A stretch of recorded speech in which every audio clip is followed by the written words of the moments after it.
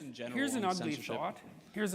It's a crazy thought, but I'm going to tell it to you anyways. So I was just reading one of Ray Kurzweil's books. I think it was called How to Make a Mind. I really liked it, actually. It helped me understand how the brain compresses information, because the world's really complicated, eh? So you have to make a low-resolution representation of it to live in it. And he actually explained to me in a way that I hadn't really understood how the brain might do that neurologically. So that was cool. But you know, Kurzweil's this guy who thinks that he's a smart guy, very smart guy. And he's invented a fair bit of high-end technological software and hardware. And he's the guy that thinks that we're heading towards the singularity. And so the singularity is, you know how processing speed doubles every 18 months and like hard disk capacity every year, and there's a bunch of doublings going on, a huge number of them, and they accelerate exponentially. And so we're probably 3 years away, maybe even less, than from building a computer that has the capacity to make as many calculations as reasonable estimates of the calculating capacity of the human brain are currently set at. 18 months away, 2 years away, something like that. And then we're 18 months away from having one that's twice that fast, and then 18 months away from having one that's twice as fast as that. So that's like, say, 6 years.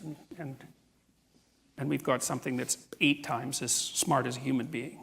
But there's a twist on that, and this is Kurzweil's twist, which is as soon as you make a machine smart enough to make the next machine that's smarter than it, which is sort of what we're doing, because computers are so fast that will scale up to near infinite computing power almost instantaneously. Now, you think, no, probably not. And Ellen, Gates' partner, has written critiques of Kurzweil. And you know, you might think if something's impossible, then it won't happen, even if you don't know why. And there's reasons to not think that that will happen. But Kurzweil's traced back the doubling of computing power way before the existence of the transistor. And it's been ridiculously stable, crazily stable. So God only knows what we're coming up with here. You know, and you don't know what something of infinite computing power might be like. Like, you seriously don't know.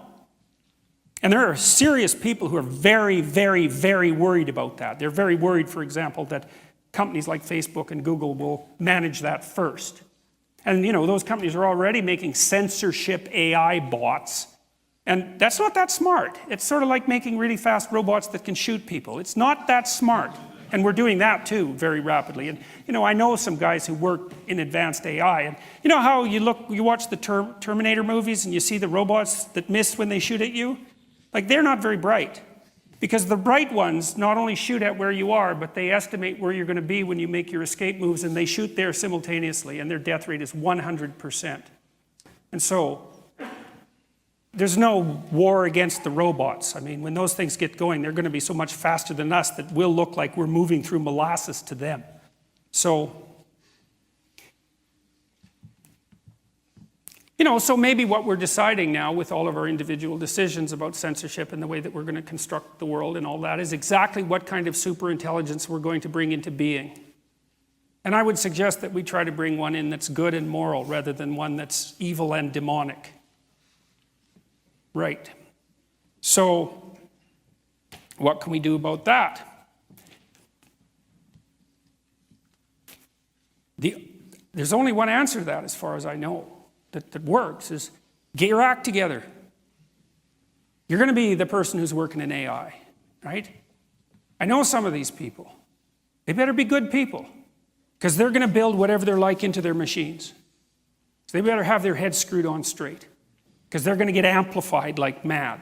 And I don't like what's happening with Google and Facebook and YouTube. They're building censorship bots predicated on a certain kind of ideology, the kind of ideology that we outlined today. It's a very bad idea.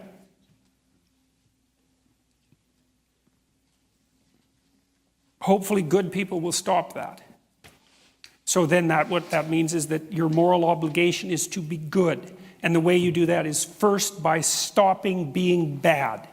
And everyone can do that, a little bit. So I hope that's what everyone does, because the consequences of not doing it are not going to be pleasant. They never are.